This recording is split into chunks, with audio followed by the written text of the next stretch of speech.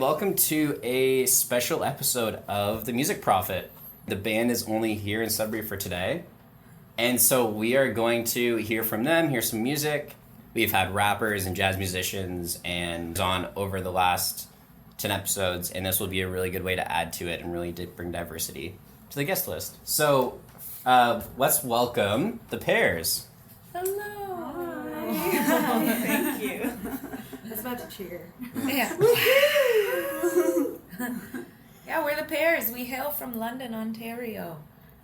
We're excited to be here.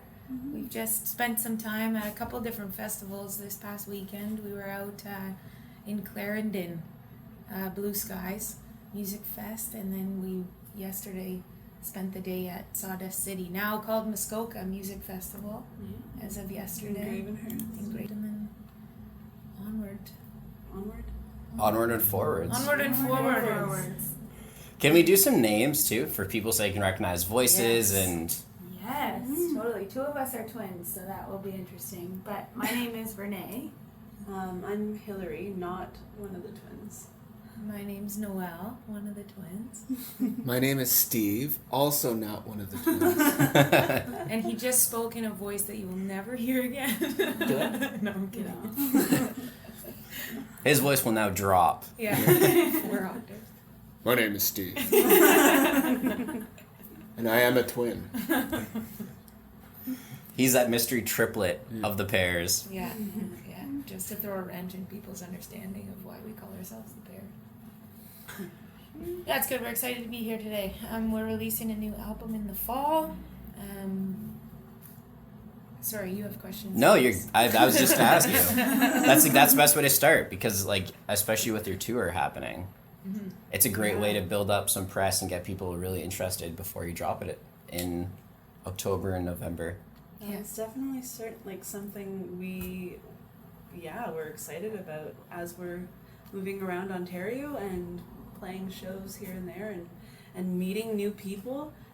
We get to talk about this really exciting project that we've been working on for a little while and plan to release in the fall. And hopefully, people will be as excited about it as we are.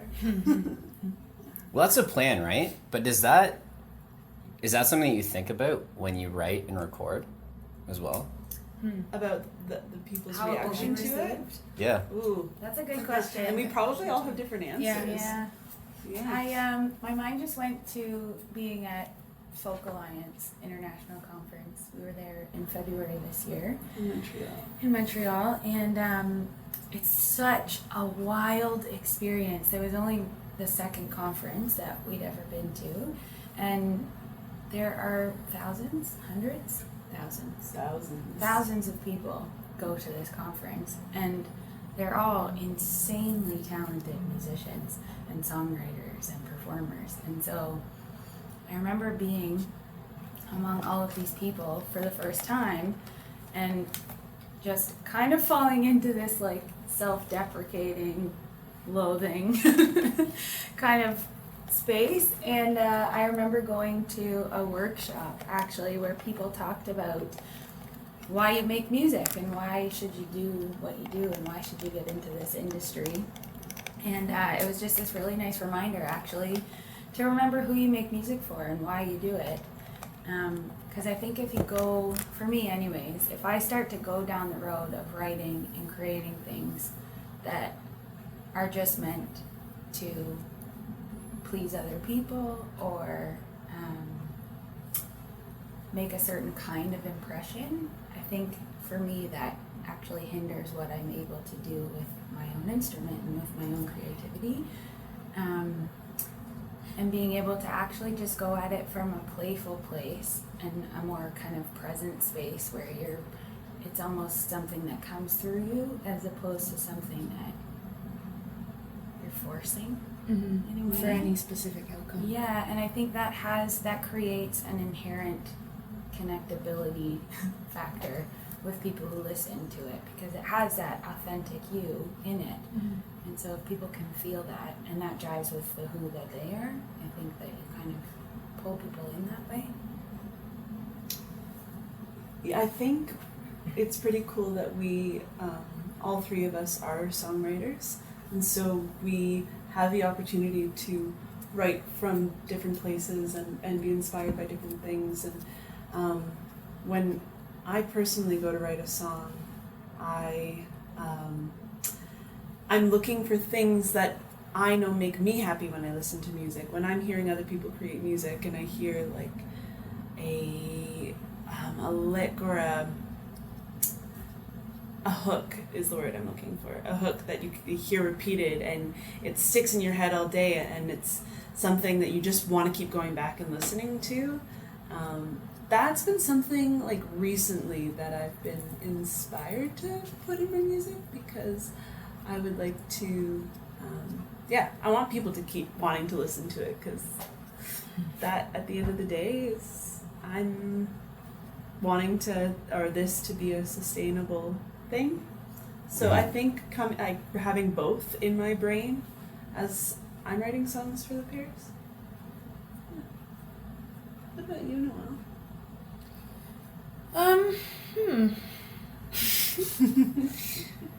Songwriting has always kind of been, it ebbs and flows. I mean, depending on what's going on in life, the urge to write tends to hit me in emotional times, whether I'm feeling really, really emotionally content and joy-filled, or if I'm feeling toward that opposite end of the spectrum, feeling pretty low and not quite understanding what the position in the world is for me, or things like this. But it's therapeutic, long story short, I guess. So it becomes this kind of word vomit or emotional vomit on paper first, and my notebook actually looks like that. It's quite messy and sprawled and ideas everywhere, and then I'll go back to it and kind of and craft it in, as Hillary was kind of alluding to, that hopefully catchy way, and you cut the fat from the song, or if I've maybe stated the same idea over and over again, try and limit that kind of stuff. But initially, it's for sure comes from big feelings, trying to get them out, move that energy around. So. Yeah, I always find it kind of fun too, because the way that we write together, a lot of times we've each written a song individually, separate from the group, and then we bring it to everyone, and everyone's kind of left to interpret it and feel it in that moment. And a lot of times we craft the rest of the song, like the harmonies and the percussion, is built off of whatever that initial kind of feeling was that was evoked by us listening to the one person kind of share the song or perform the song for it. And I think that in writing that way, it's always felt very it's always felt real playful. It's always felt very playful and not totally contrived. But yeah, there is some finessing, I guess, at the end. But you kind of tend to land, like with the harmonies, for example, you start to land in the same kind of place or the same rhythm. And for me, it's always been about that feeling. What feeling do I get from our music? And is that something I think other people can find connection to? And I think... Yeah. No, go ahead. I think it's really cool that we have each other, because we're not solo artists trying to push this idea. Like we're constantly bouncing ideas off one another, whether we even know that we're doing it or if it's happening more subconsciously. But it's like we do write collectively in a way, because we are very strong influencers on each other's lives, and we're so inspired by each other's music and taste. And I think when we do bring songs forward, we all write quite a bit, but you have the songs that that resonate within all four of us, and then those ones just naturally take shape a little faster, and then they see the stage faster and things like that, right? So I think that process too helps us to understand if others will like it. Is if the four of us can connect on it, then it's a pretty good sign. It usually works. And then it is completely molded by the collective. It's not the same song that was first put put up by this one person. It's now a pairs song. What do you feel about it all? Yeah, I was curious, Yeah. like Steve's perspective on that, because when you have percussion, that is that whole other element that Totally. words can't bring in. Absolutely. Yeah, and I have to approach it from a different angle too, right? And there's a respect of it being their songs, and a respect of offering something that they want, but doing that tastefully, and also still allowing yourself to express your own way of doing it, right? So that's a process in itself too, and it'll change, right? Things you start out with turn into something else, and I'm cool with that too. I like the evolving and the experimenting and creating. That's what it comes down to, right? Mm-hmm. And it's enjoyable, so it's a journey for myself too, which is fun.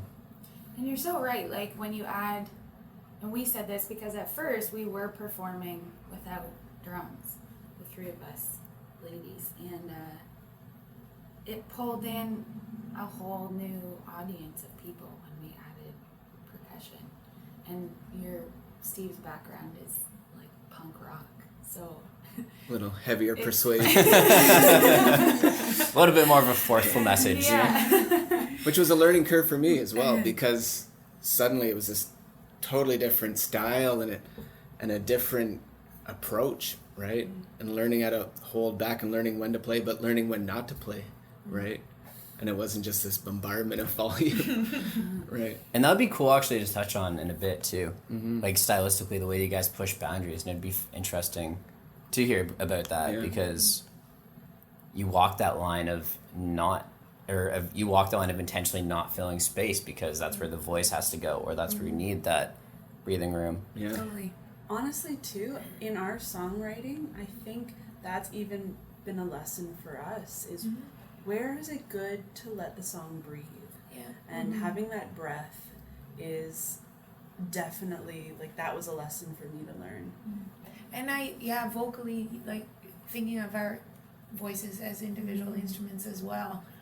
And we've been playing with this idea of, we want to, both metaphorically and within our project, we want to hold each other up, right?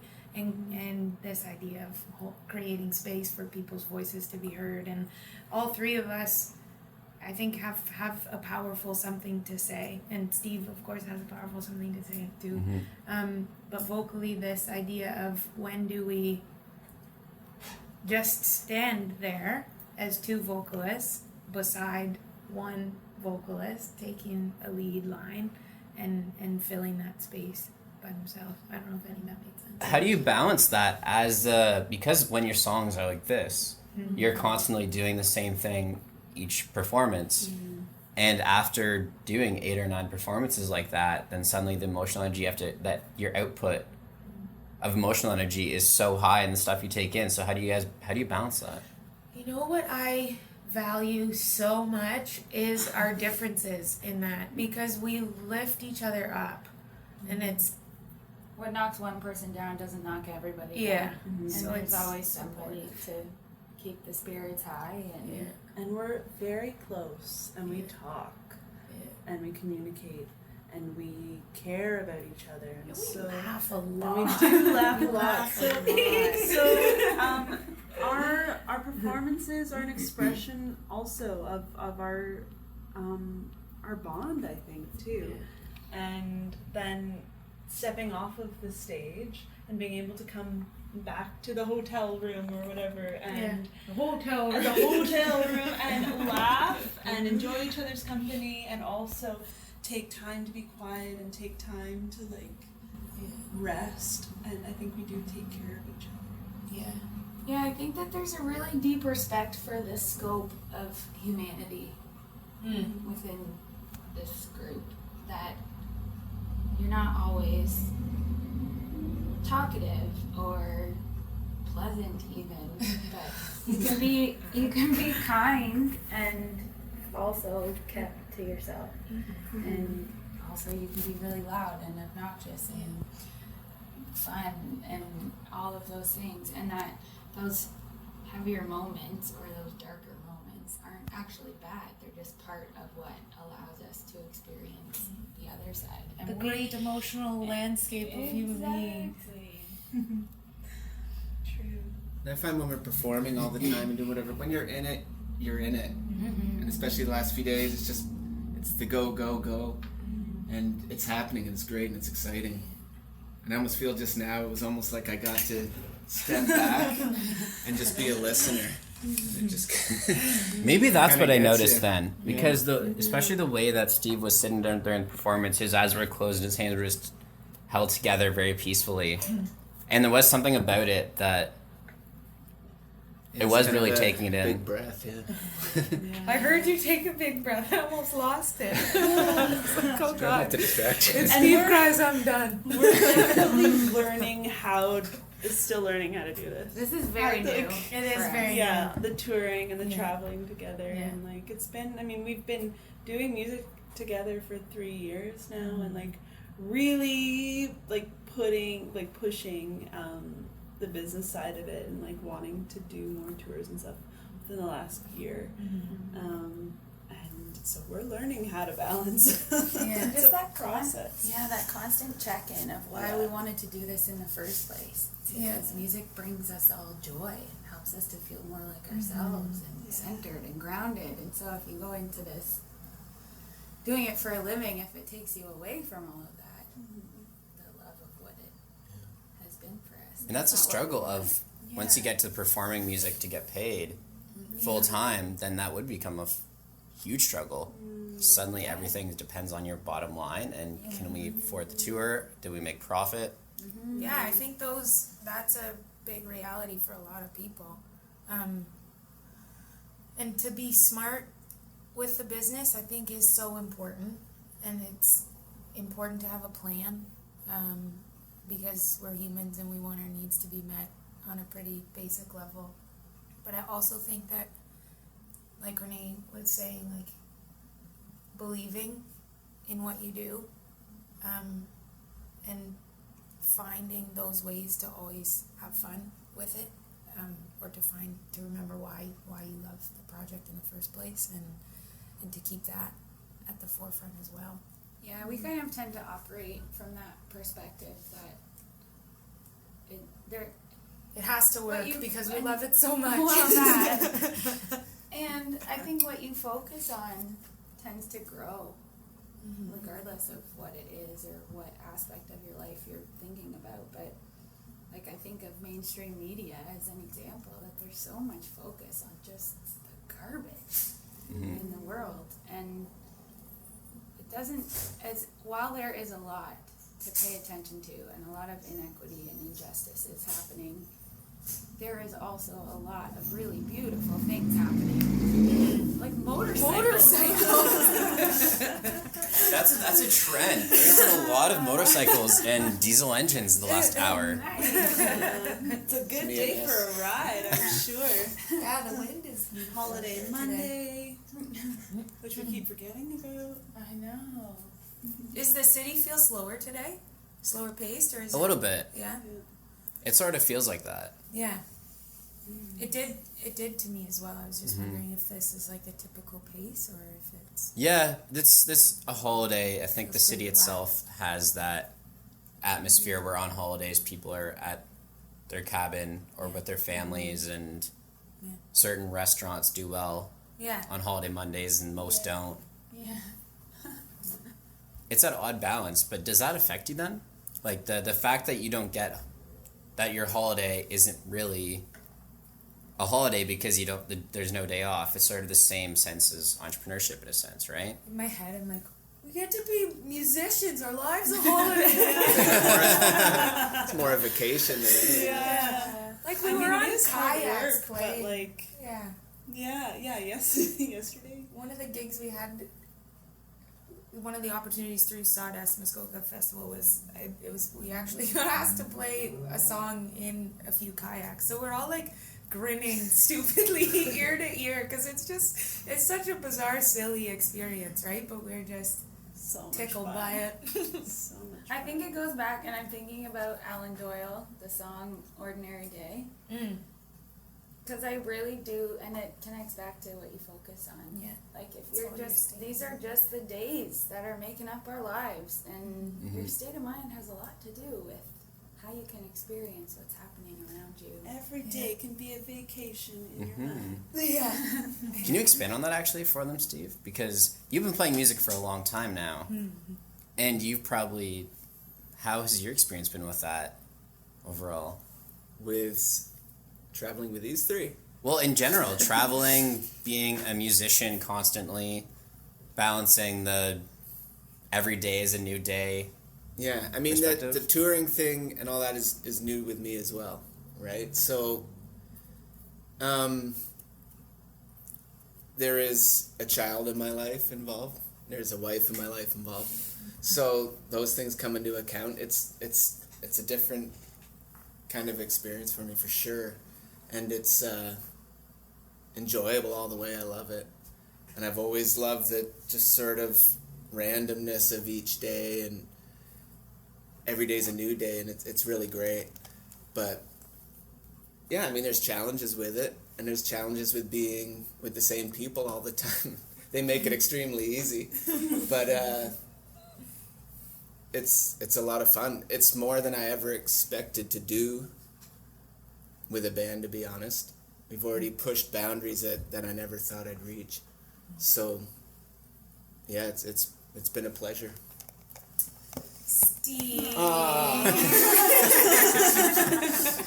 It's great Kyle's here to force you to talk. Yeah. Actually, Kyle's our team therapist. Right? yeah. It's a bridge. We get back next month. Yeah. Yeah, it's only an hourly rate, right? Yeah.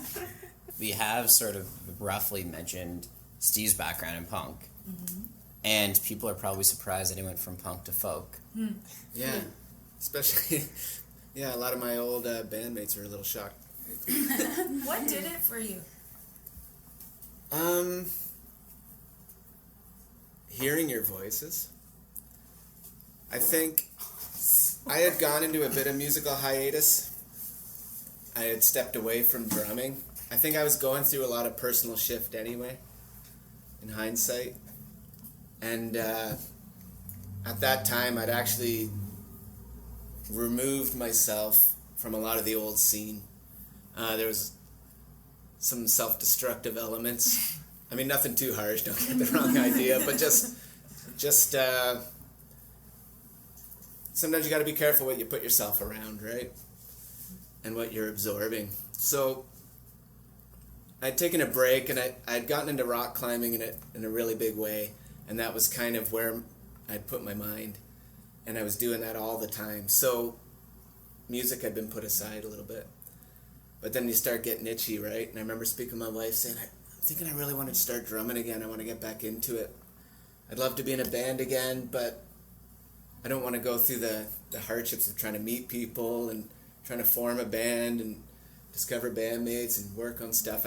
I would love to just find something that the material's there and they'd like some percussion added to it, right? So these two had actually already established a bunch of material, and they were actually doing a bit of a show, kind of family friends at the twins' parents' property actually. So we went out, and we're kind of sitting in the grass, and it's a beautiful summer day, evening, and it had rained a bit in the afternoon, so it was damp and everything smelled really good. And really paints yeah.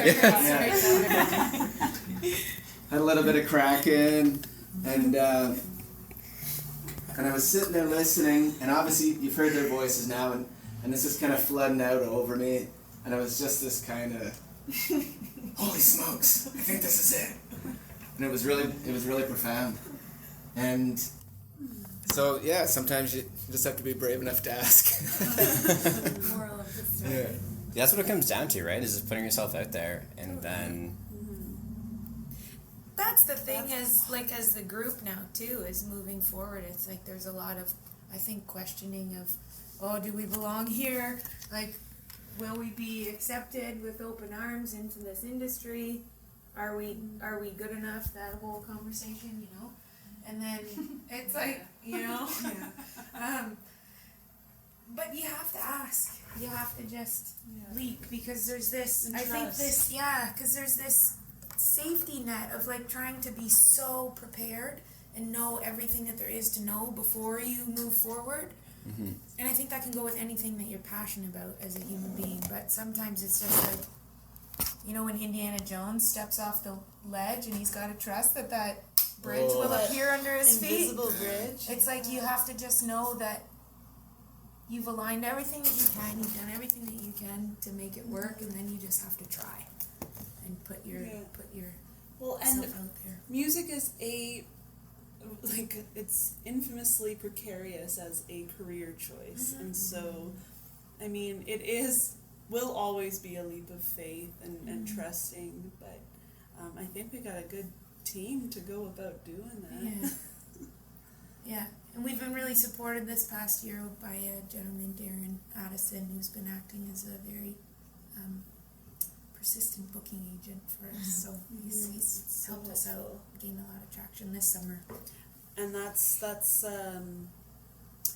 we right now are on a little bit of a tour with festivals and such, and that was thanks to working with Darren. And this is the first time that we have done like an actual festival circuit, and it's such a cool experience, especially leading up to the release of our album. Yeah, and even playing with bands that previously have paid to go see, and all of a sudden you're sharing stages. Last night we're playing and the Sadies are setting up behind us, right? And I'm like, wow, that's really cool. I got to meet them. Yeah. That's really cool, Yeah, super cool. It's nice. You kind of. We've chatted about this before, how there's this growth of us moving to the stage. I think it's like you see live music and then you watch the people on the stages, and there's, from this perspective, you start to kind of understand what's happening on there as far as like, oh, they're coming on and now they're doing a sound check. Oh, and I know what they're plugging that cable into, and and it's like these gaps get smaller and smaller because we're learning. Right. And then before you know it, it's like, oh, wow, we're on the stage now. And these people are also people who went through that. It's,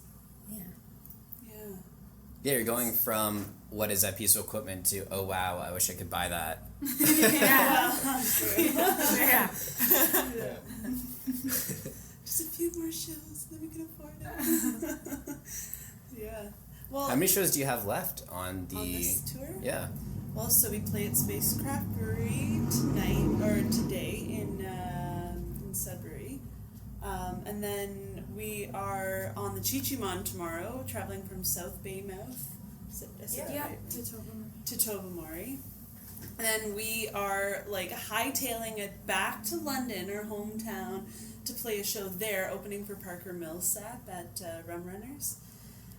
We have a day off, and then we're off to Kingsville Folk Festival for the weekend. That'd be exciting then. Oh, yeah. And that'd be a nice contrast too, from a few small local venues to all of a sudden going back to a festival atmosphere again. Yeah. Yeah, and it's festivals are something that we've spent a lot of time over the years, like of our teenage life and adolescence, going to and enjoying, and now to be on this side of it is such a cool experience and overwhelming. You get to meet so many amazing people and kind of see the backside of It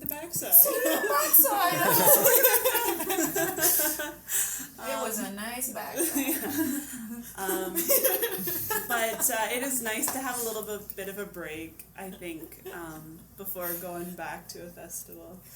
Yeah. Did it change the festival experience, going from performing, then all of a sudden now from experiencing it as a festival goer that just wants to dance and camp, to now playing and meeting other musicians and talking about music? And it changed, but it like added to the experience so much for me personally. I mean, for instance, we have been going to Hillside Festival in Guelph for years, and then this year we got to play Hillside Festival, and we still camped, and we still attended the rest of it, but on top of that, we got to experience the side of the performers as well.